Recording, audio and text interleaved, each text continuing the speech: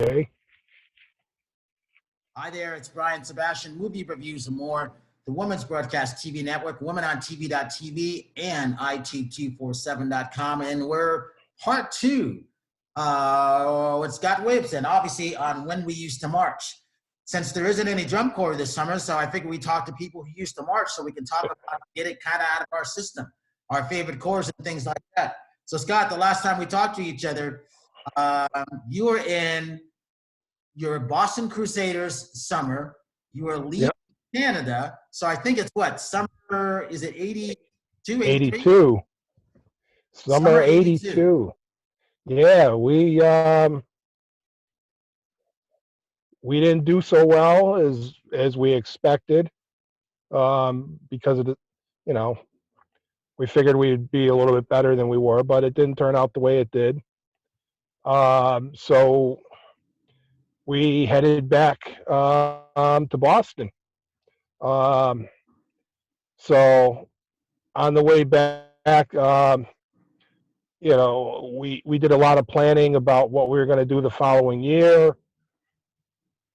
Who was coming back, as far as just chatting amongst ourselves, member wise.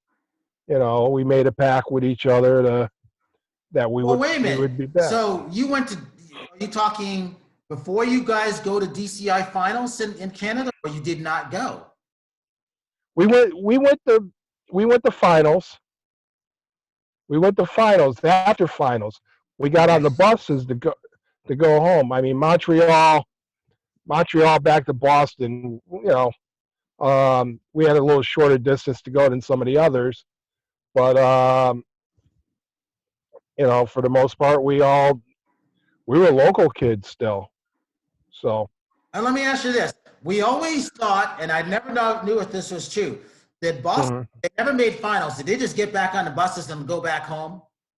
No, there were different things that went on. Some people opted to go watch finals. Montreal, some people opted to go and see the sights. You were given a time when the report be back by the buses. If you weren't there, then onward we went. You know why I asked? Because a lot of times how people would wear their Coors jackets. I never saw Boston wearing their jackets during finals if they didn't make it finals. That's why I was asking. There was always a myth that they jumped on their buses and went back to Boston. Yeah, the Corps just didn't, the Corps didn't wear the jackets. At one time, it was pretty hard to get a jacket.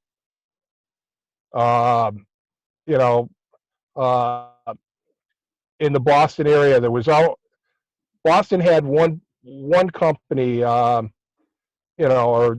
it's not like it is today where everything just goes to this one out in Ohio or wherever, or Texas, and everything is made. We had, the uniforms a lot of them were very old, in 60s, original uniforms.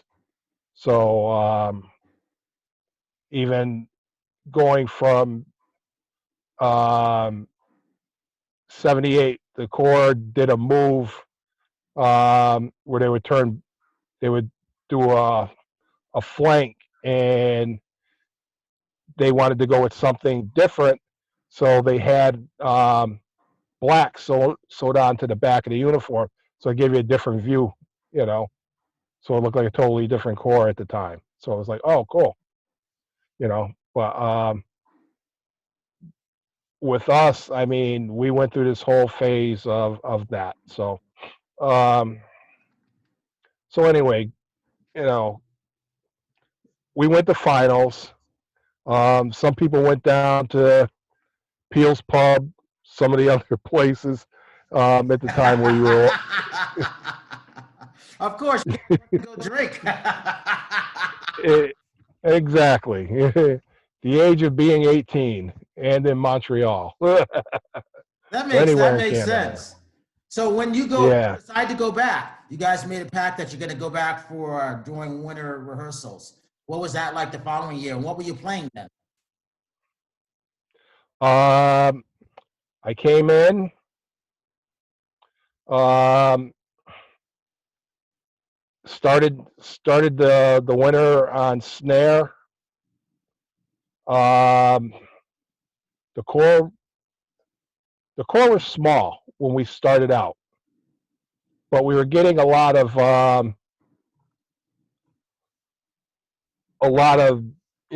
we're coming, we're going to be there. Don't worry, we're going to march from the kids from Virginia Beach. You know, we're dedicated. We're Crusaders. We're going to do this. Um, Out of the kids from Virginia Beach, um, we got one. You know, one of Ray Cook, man, never forget him, man. One of he was a baritone, but anyway, the majority of the core from the year before, a good portion of them were from Virginia Beach, but they made this deal, unbeknownst to us, with another corps, um, avant-garde. So avant-garde went down to Virginia Beach, ran rehearsals down there, and eventually those kids that were in Boston the year before all went to avant-garde. What was it with So Virginia Beach? What was there? Why Virginia Beach? I don't get it. Virginia Beach at the time, um, it had kids. Um, you were starting to get corps that were starting to do the influx of Southern membership. Okay. Um, we were. It was a funny thing because we're 83. We're sitting there moving ahead. We got to our first show that we were in, and we're lined up next to the Crossmen, and um, but most of them had Southern drawls. It's like you're from Pennsylvania. Why are you talking with that kind of accent? That's funny. They were, yeah, they were getting kids from down south. Garfield was getting kids from down south. Well, that was And uh, that was him reaching out to do things, and I could get it at that point. And then you had to, because so you're getting into the Garfield years of 83, 84, 85, and then winning those three straight. yes. So what happened with us? We kept getting this assurance. By December, early January, we were figuring these guys aren't coming. They're stringing us along for some reason. And then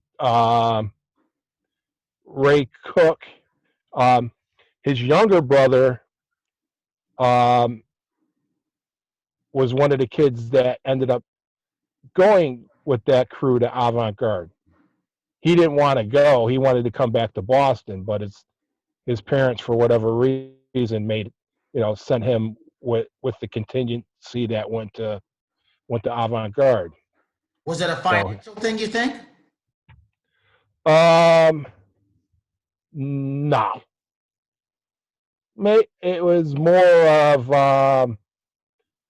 the kids and the band director of the high school down there.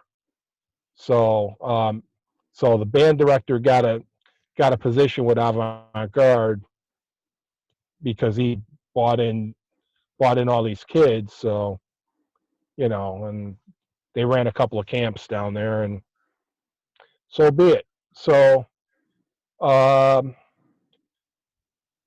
we had a meeting one Sunday after rehearsal, and we said these guys aren't going to come. Fine, so be it. We don't need them. We're going to go out there and we're going to be the best corps we're going to be. We don't care.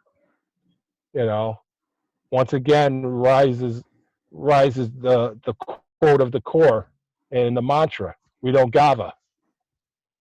You know, which is, we don't give a, so. So at this So years, Garfield is still Garfield Cadets. They're getting stronger. 27th is starting to lose the momentum. North Star is gone. Avant-Garde, I can't believe they were still hanging around till that time. And then so Boston is maybe starting to pick up speed a little bit then, right? Well, no, not at this point. Here's what happens. Okay, so there's still besides 2-7 hanging around and doing their thing. You have this other corps that was starting to come up through the ranks, which was Greater Boston Alliance. So, which 83 would be their best in their last year. They ran into some hardships, whatever it was, financially, membership wise.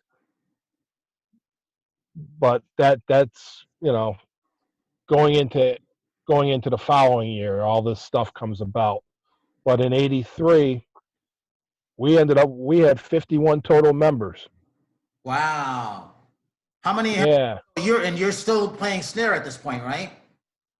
Nope, because what happened was because we didn't have enough people. Everybody moved around a little bit. I moved over to tenors. So we had 4 snares, 2 tenors, and 3 bass. And we had I think it was 4 cymbals and two pit players. And then we had 19 horns. The rest was were color guard, flag bearers, and we had 1 drum major. Who so also, let me ask you this. How do you keep momentum? How do you keep the spirits up when you see what you don't have, what you could have had? How does that happen? Because we were Boston. The only corps that could get away with doing it. Well, here's the thing.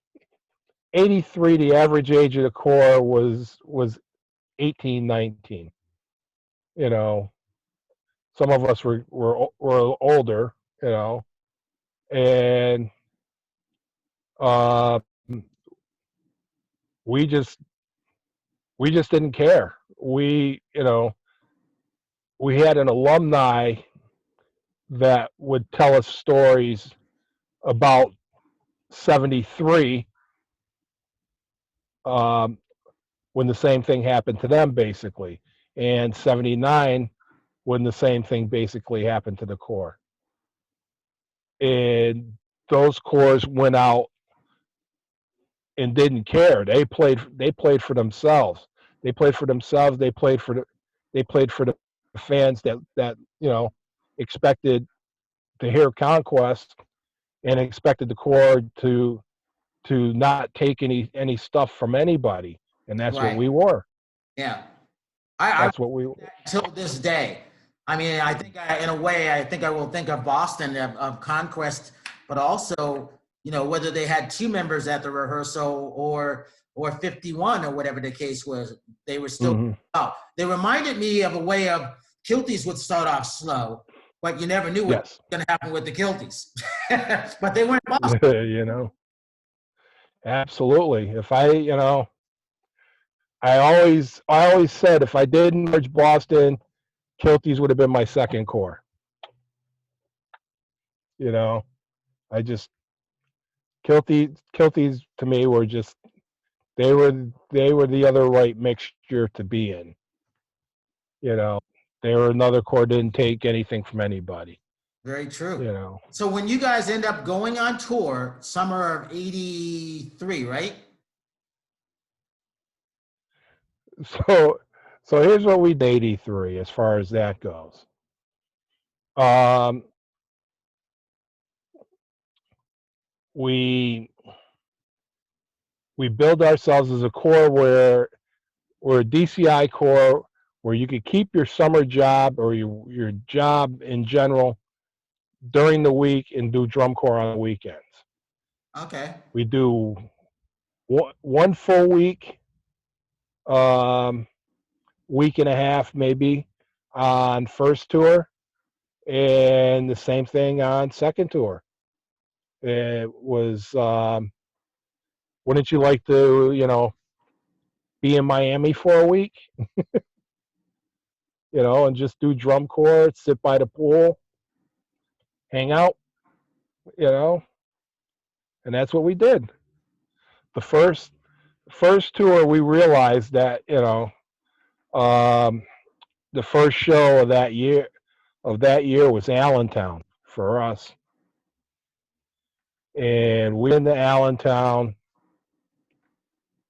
and you could hear the whispers and things going on through the crowd. Look how small they are. What happened to them? We heard they were going to be huge, this, that, and the other, and nobody said anything. We lined up, went in, and everything changed when we started the show. People were like, "You guys were great. Can't believe how good you were." We're like, "What are you talking about?" We just did what we had to do, and that was it. And that's how the season basically progressed. Um, we spent that season going toe to toe with different corps, Avant being one.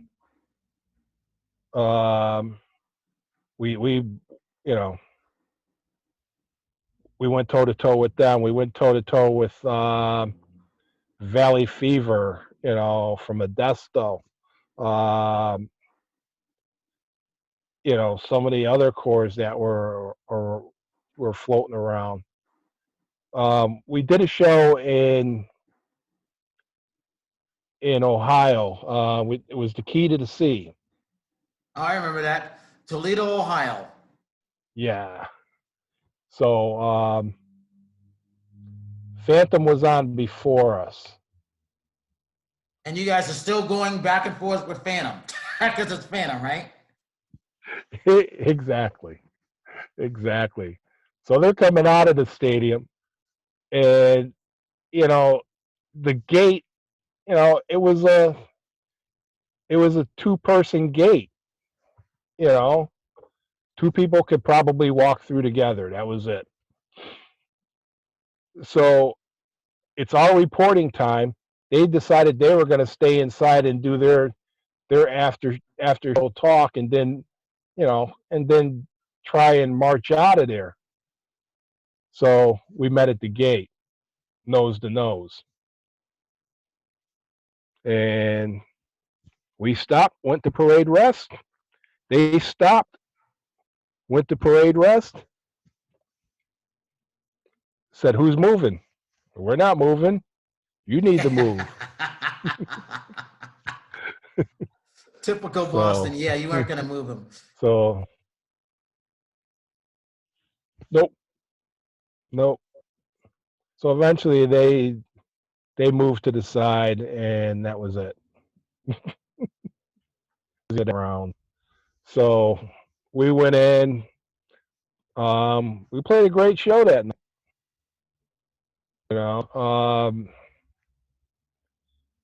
And after that, I think we went to Ypsilanti for DCI North. Yep, Michigan. Yep. Yeah, and then we were going into Canada for DCI Canada, I think it was. but we had to cross over the border. There's a bridge from Michigan into Canada, or is it from Canada into Michigan? I don't know. It's I'm thinking of my journey. South Detroit.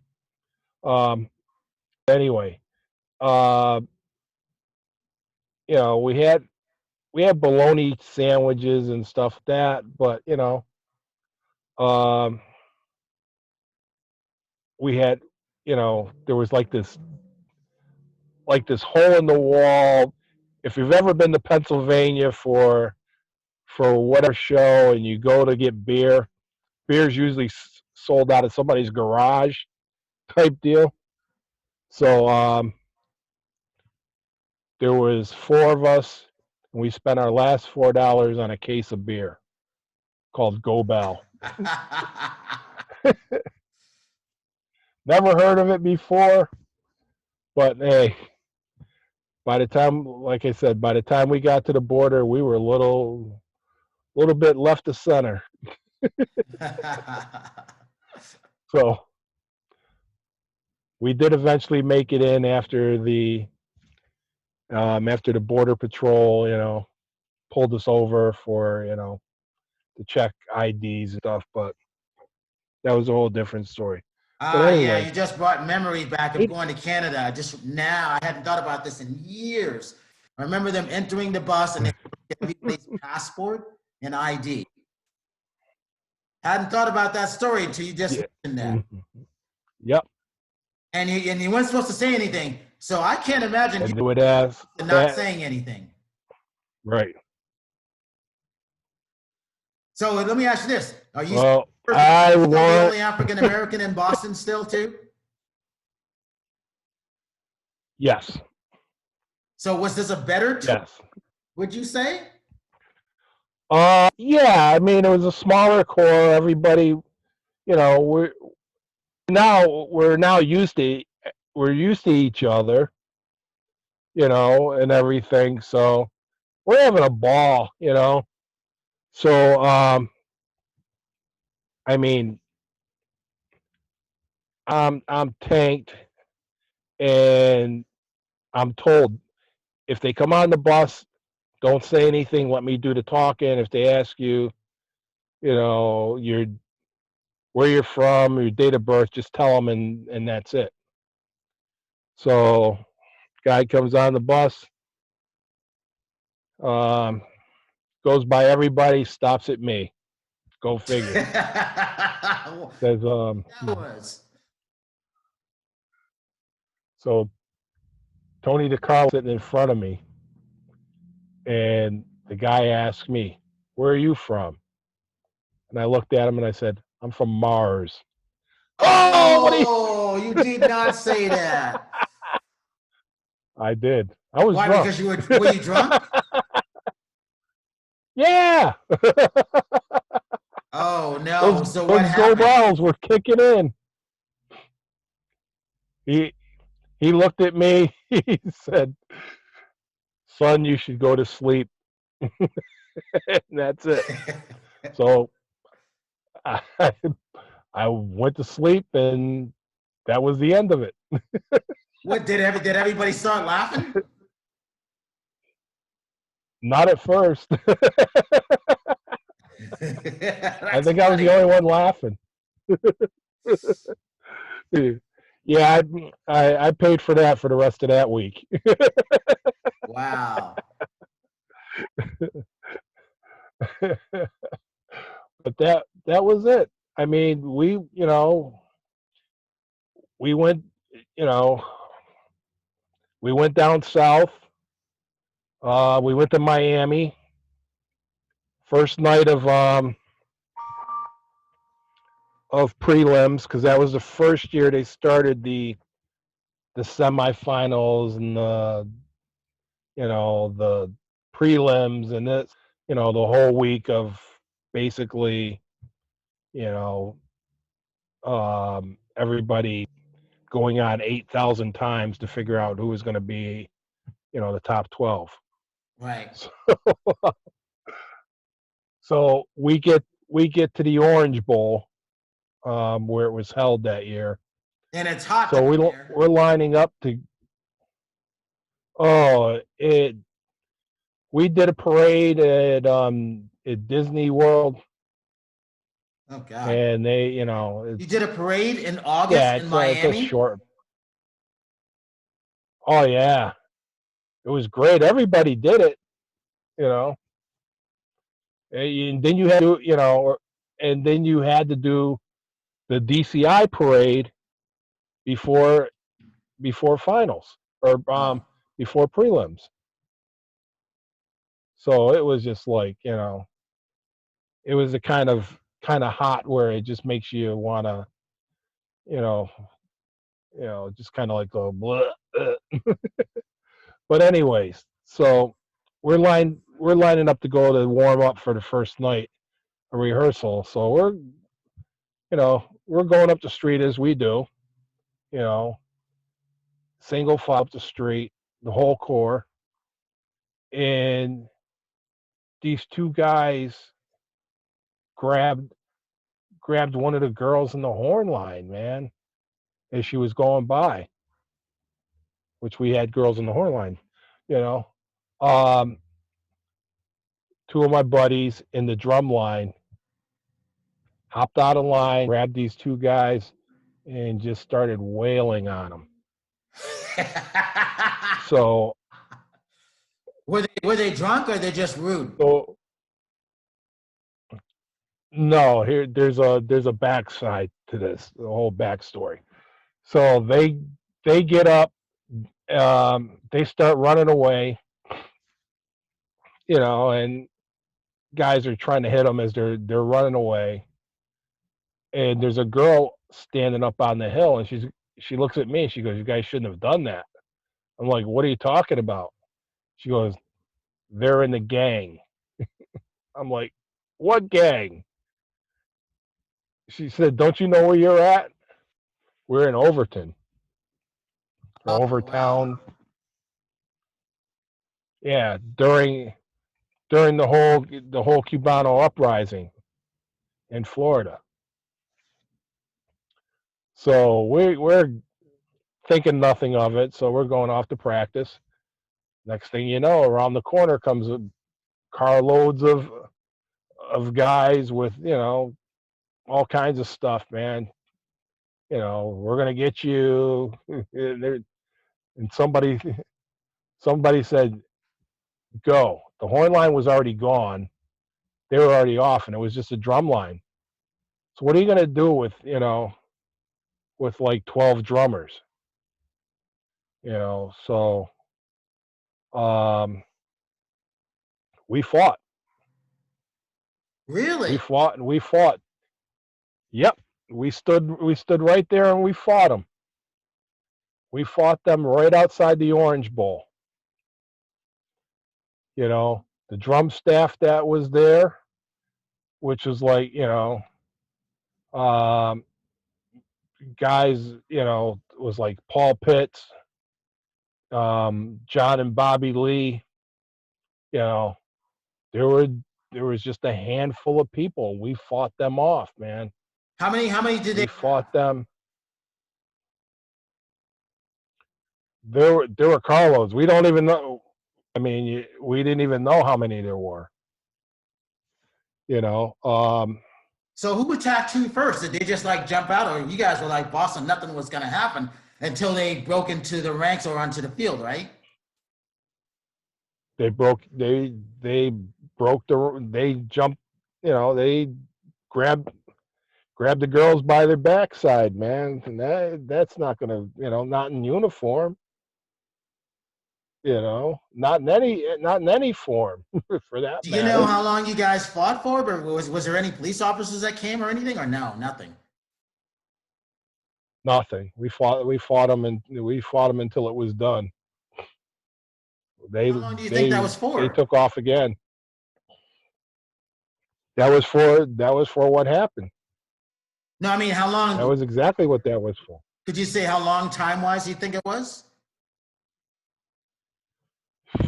Had to be at least 20 minutes. Right. And then so I the mean, there was, man afterwards. yeah, I mean, I got hit in the ribs with a 2x4, but I mean, the adrenaline and everybody was pumping so much, and we still had to go out there and do the show that night. Right. It's called toughness. Hey, you Boston, you know. Not every corps could do that. And we went out there and we did the show. It was probably to that point in the season, that was the best show that we did. Wow. You know, but it was here's the thing with that. You know, the cops found the two original kids. You know, and brought them over to the Corps, and the arresting officers were like, just press charges, we're going to take care of them. Well, it was all of a sudden it was like, no, we're not going to press charges. I'm like, what do you mean we're not going to press charges? I got hit with a 2x4. I'm getting somebody.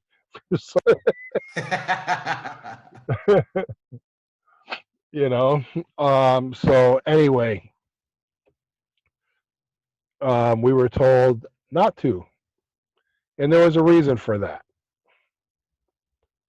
There was a lot of carpet sweeping going on that, you know, we weren't privy to at that point. But later on, you know, in the night, we were told, you know, that because we didn't press charges, everything for that summer was taken care of.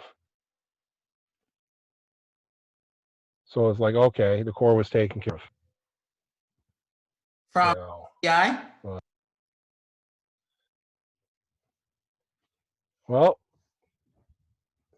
put two and two together. I mean, Don Pessione was right there. Right. But you know, the powers to be, you know. But that was it. I mean, 84, you know, we were still, we started to get some new blood in. You know, like I said, Greater Boston Alliance, they were done after 83. So so you have North Star, who was done after 82. Greater Boston Alliance is done after 83. So we weren't looking like we were.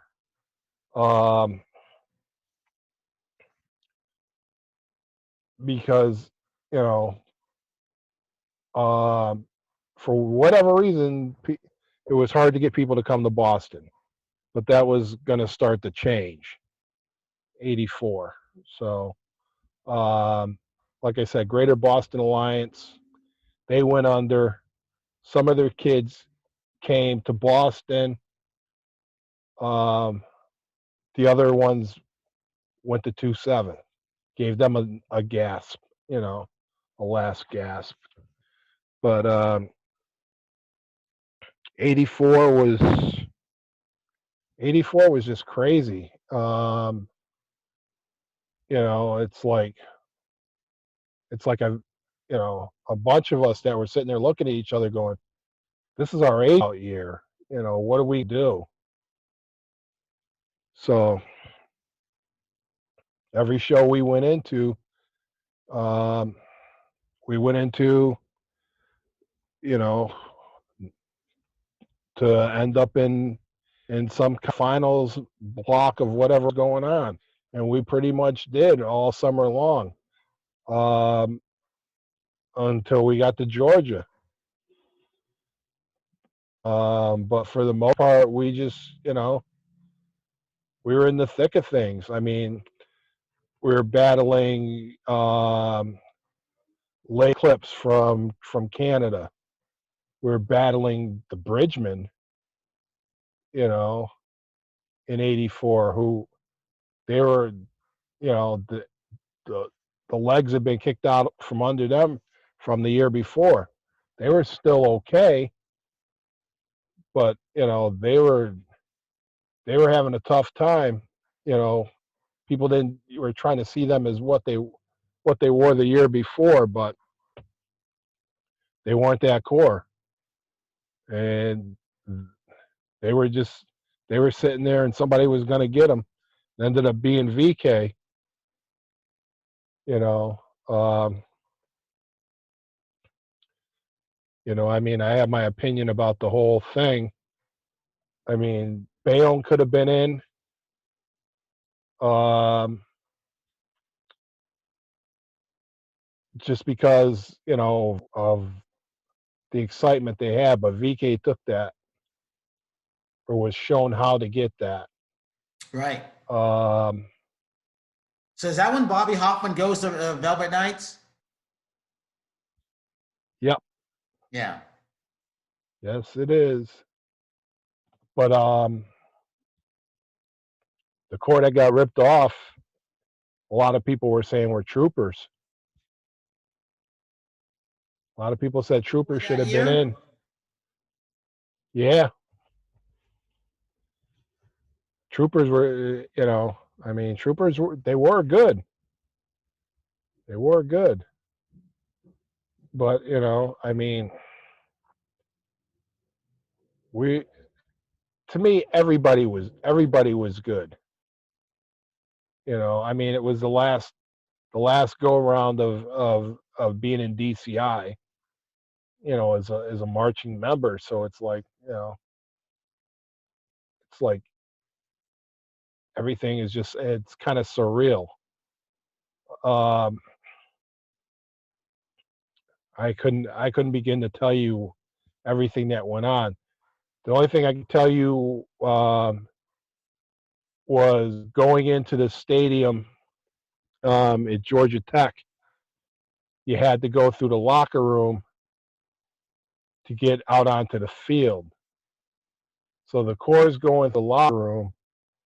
The football team is coming off the field into the locker room. Or they were coming from the weight room or something. But they're looking at us and we're looking at them and we're going, yeah, we're the same size as you guys.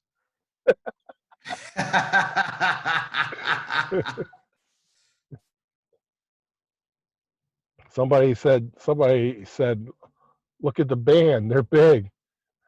And somebody turned back and said, we're no band. Get that right. We're no band. We went out there. It was crazy. It was crazy. We went out there that night. I mean, it was unbelievable because things were clicking. That is like, wow, that's been close all year, but it just clicked. That went.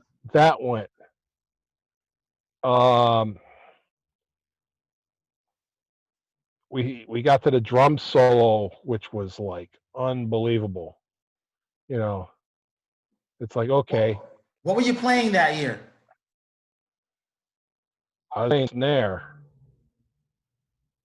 and we had the drum solo.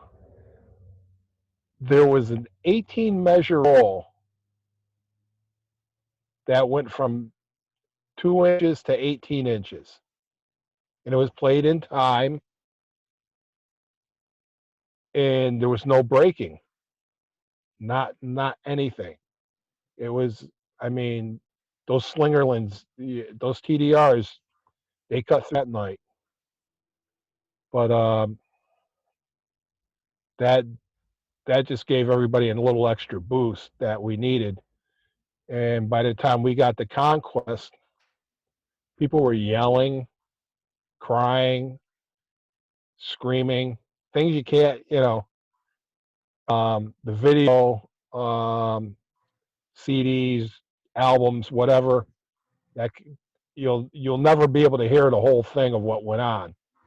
But we did Plus, more crying, also, screaming, and that's when they yelling were in that than a using little bit. multicam because that's a high stadium too. So I never loved the video of the Yep. 8th there in 8 Georgia Tech because it was too high. Yeah. Well, I mean, it just, DCI was trying to figure out a lot of things at that time. And the 83 and the 84 season was the infancy of what developed over time, you know. Um, the judging was crazy because a lot of times the judges didn't know what they were doing. And then so you got They would Garper ask, winning you know, 83, 84. 83, 84, 85, and ooh, I mean, they were just on a tear. They were on a tear, and it was just, you know, They have George Zingali at that point. the only the only the only fault that we, or the little fault in the armor that we found with them was Whitewater. They were doing a Z pole move in Whitewater on Midwest Finals night, and somebody tripped. Oh yeah. Whole soprano line gone. I heard about that. Wiped out. Oh, you had to see it. Is there video Whoa. of that? I've heard about it. Is there video? Do you know?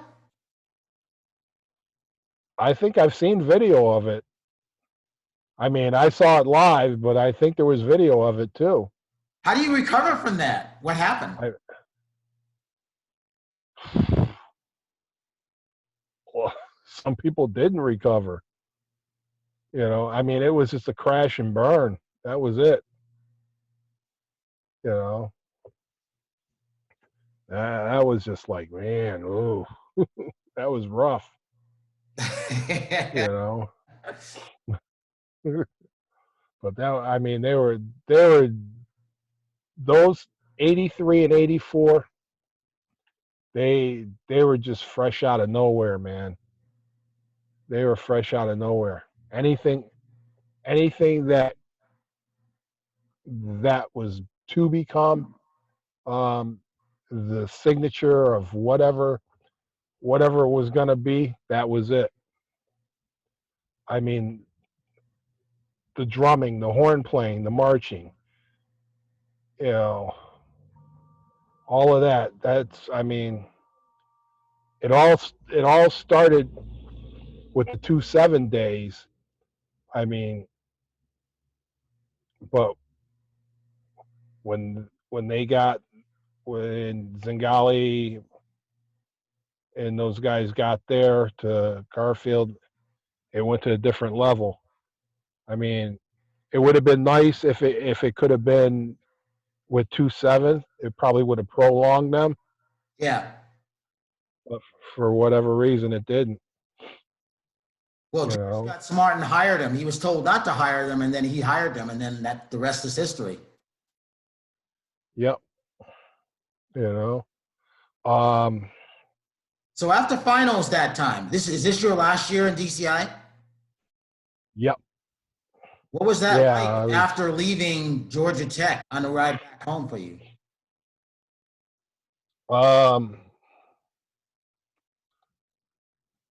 I didn't ride home with the Corps.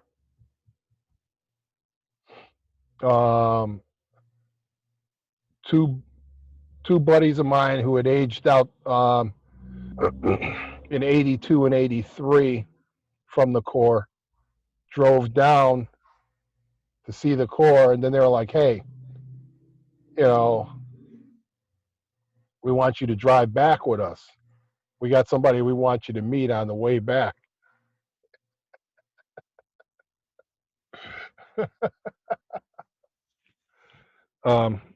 Yeah, something like that. But anyway, I didn't ride the bus. So I heard it was a really good time for those that did. But I was thinking about what I was going to do next. You know, I was like, okay, I got to join regular life now. I got to get a job. I got to do this. I got to do that. That's mixed feelings when you have that, whether it's an age out or well, you don't plan on because the core may disband on my end, or you're like you don't know what to do. It's a weird feeling, isn't it? The weird feeling was when I came into the Corps in '82. The Corps had the name the Boston Crusaders. Um, my my '83 and my '84 season, the Corps had got rid of the name Crusaders. They had to avoid whatever, whether it was creditors or whatever. I I'm not sure. I wouldn't, you know, we were told what it was. But anyway, my last 2 years I was, it was the Boston Drum and Bugle Corps because Wait a minute, I didn't know everybody, that. yep. Well, here's the thing. Everybody knew the Corps anyway as being Boston. You know, whenever somebody said Boston, they immediately thought of us. So it was like, okay, this is the easiest way to get out of it. So um, it was a smart move. I mean, it it was just it was typical drum corps is what it was. You know, um, so so we got through it. The following year, '85, what happens? The Corps gets the whole name back again. That's funny. Oh yeah. So they get the whole name back, They got, they get new jackets that say Boston Crusaders on the back. You know, our coats from '83 and '84 had a picture of Waldo, which is the lion, and said BAC underneath it, or Boston. It was just BAC. I have to look at my coat again. It's been so many years. But And then so you go into the winter months. Are you going into college, or are you just going into the workforce, or what? I'm into the workforce. I'm into the workforce. I start working for a um, emotionally disturbed um, halfway house. You know,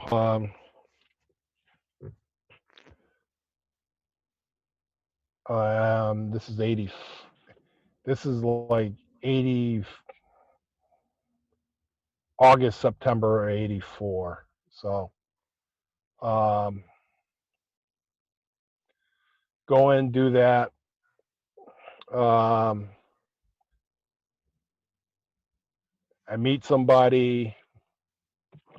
Um, End up marrying her.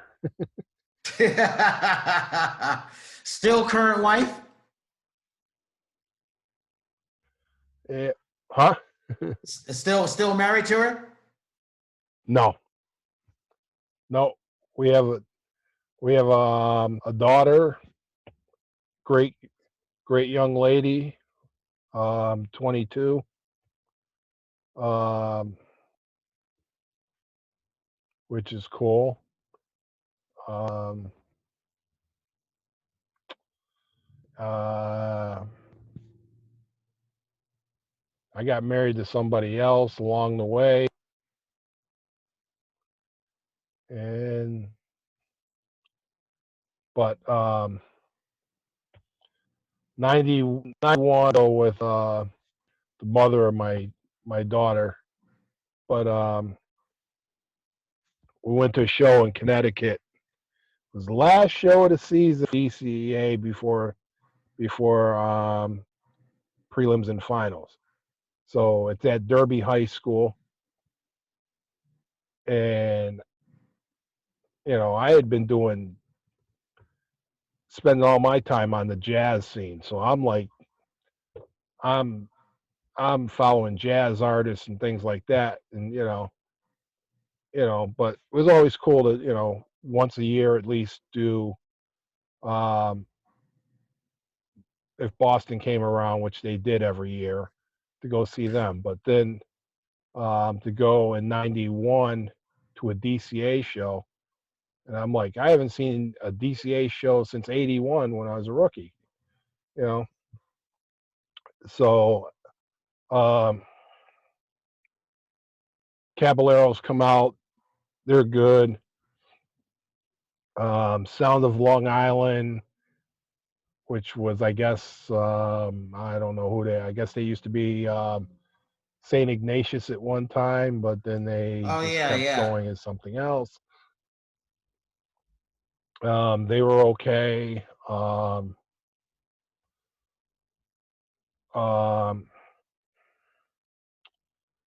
Rochester Crusaders came out. They did Channel 1 Suite, and I was like, oh, yeah, that's pretty cool.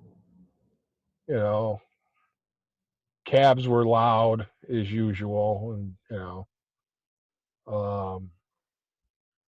so I see this core in red and black lining up in the end zone. I'm like going, here comes Sky. And I said, telling my wife at the time, was saying, I'm going to march with them. She said, well, go find out how.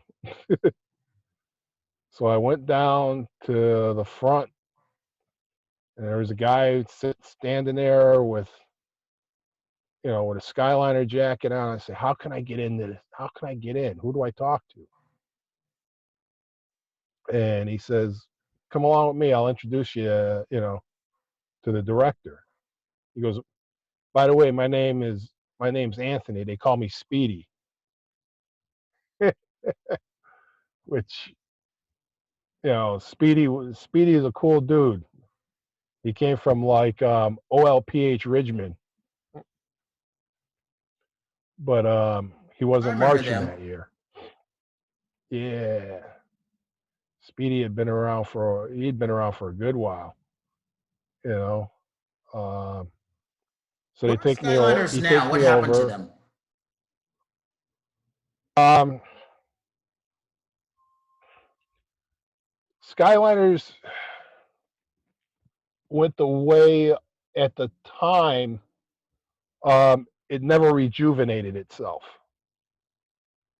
Where other corps started bringing in younger people, Yeah. Skyliners weren't able to do that. Why was that? The reputation, in a lot of ways, just as Boston had a reputation for being badass, Skyliners had a reputation for being really badass. And What was the Skyliners' reputation? I never knew that part.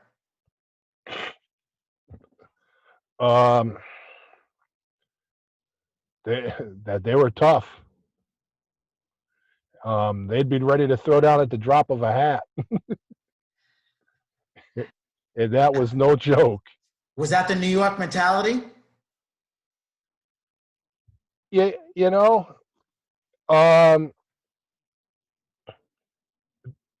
were the Skyliner mentality. The Corps knew its stuff. The Corps. I mean, I fell in love with the Corps,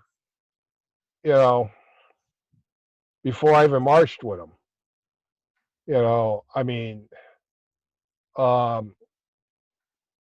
they always Skyliners would take anybody. And what I mean by the Skyliners would take anybody is it didn't matter. It didn't matter what your view of the world was.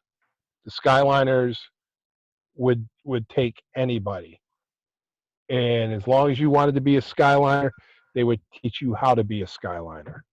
Okay, makes sense. I mean, That was like the New London. We would take anybody off the street and teach them how to march and perform and everything. Yeah. exactly. And in 1991, when I joined the Corps, which was like October, the Corps had a rehearsal after DCA. I went down for that, and that's when I joined. But it was the same thing. I mean, they would take anybody off the streets, man. You want to march? Come on. You want to learn how to march? Come on. There were people in the A section that were learning how to do drum corps. There were some people that picked up a horn for the first time, learned how to do it, or a flag, or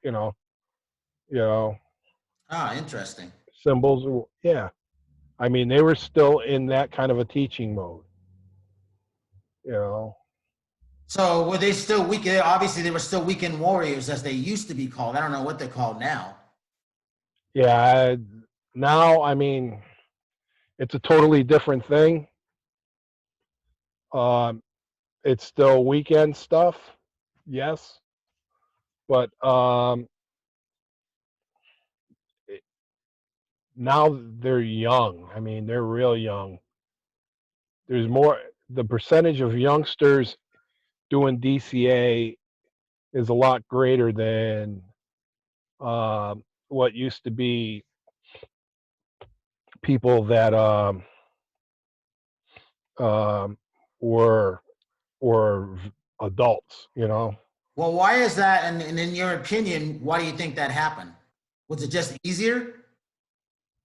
DCA wanted to clean up its reputation for one, and also DCA wanted to attract people because they were losing people too. People were like, oh, I'm getting too old for this, or people were dying off, or people were just finding other things to do, or what have you. But also at the same time, some of the people would teach high school bands or whatever, and bring their students down to be members, to give them an experience of being in a drum corps. That makes sense. Okay, makes a lot of sense. Yeah. hmm So that's what that was about. I mean, um, my first year in the drum line, um, I'm marching with guys that marched in Carver Gay blades, and young young kids that were like sophomores and like or freshmen or whatever in like the local high school. Wow, that's trippy. Yes, absolutely, absolutely. But it was still the older crowd that controlled it, and that's the way it was. Much, you know, um, bushwhackers were starting to incorporate more of the student, you know, type of mentality for members. Although they were more along the lines of DCI core uh, of the 80s. Um, you know, Reading was still They were like the Skyliners. They were in that boat. Reading had went through a lot to get to where they are today. Did the And Skyliners they get did this along with for the a while. Caballeros or not so much? What was the history on them?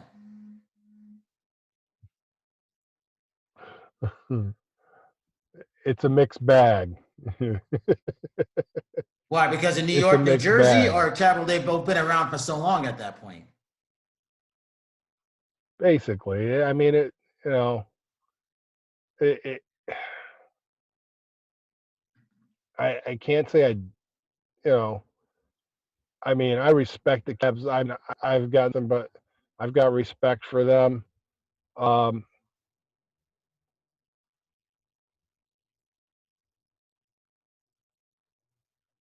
not my thing to do. The one put on some bell bottoms. You know,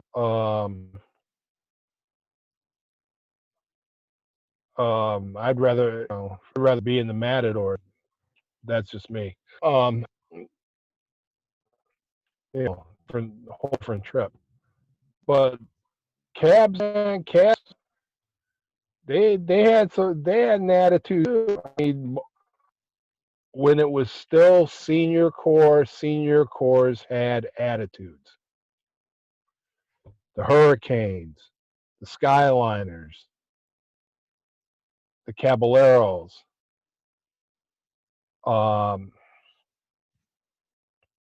Reading, West Shore, the Sunrisers were that was something different altogether. I mean, they were a DCA core, but they were always called Milk and Cookies because their approach was like of a DCI core. I think that's why I liked them when they first started out in their early days, because I just like, well, they're pretty good, Yeah, and they were, they were, they were really good. I mean, like Rochester Crusaders, um, those those were rough cores. I mean, it they were the kind of cores where you could take a matchstick and light it on them, you know, kind of like kind of like on the side of a box, man. you know, they were that rough. This was my old perception of going to, you remember Barnum Festival, and where was it, Bridgeport, Connecticut? Bridgeport, yeah. So I remember seeing, I think it was the Skyliners or the Hurricanes. I just remember one guy dropped a pack of cigarettes out of his thing. And then I just remember them being over there smoking a lot of cigarettes and then drinking a lot of beer. That was Yep. my view of the senior corps. And then some of them would get together and just go, but it was like a laxed kind of discipline. Yeah. Oh yeah. Oh yeah. That was senior core. I mean, when I came back into it in from '92 season, um, guys were still drinking, partying, doing, having fun. But the cores that were starting to hydrate, drink a lot of water, do calisthenics, things like that, stretching and so forth beforehand. Those were the cores that were, starting to push forward, and that was the type of thing that was pushing forward. Um, so around 2000, things were starting to change. They were starting to use the phrase all age because they wanted to attract, because everybody saw that things were dying out. Some to believe it, but others just, so we need to go in this direction. you know. To the years, So you know, the early 2000s, where were you? Were you still with Skyliners, or were you just kind of floating in a way? I I did 18 years with the Skyliners. I was in the Skyliners from um, 91. I joined in October of, yep, and I stayed there until 20. 2007. But there was no core in 2007, so ended up doing the San Francisco Renegades. How'd you go to San Francisco for 1 year? How'd that happen? You're an East Coast guy, and all of a sudden you go out to the West.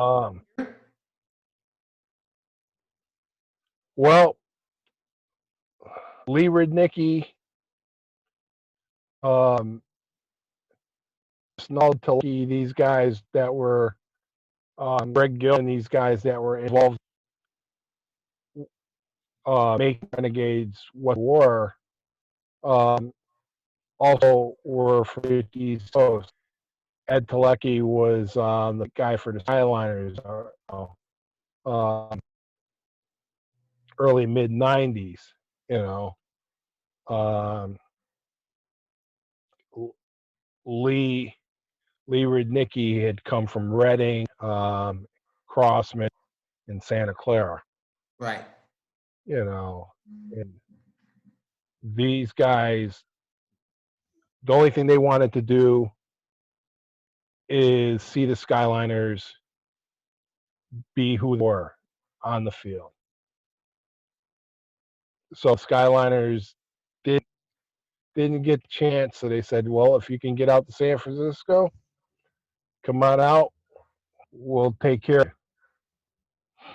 So that's what I did.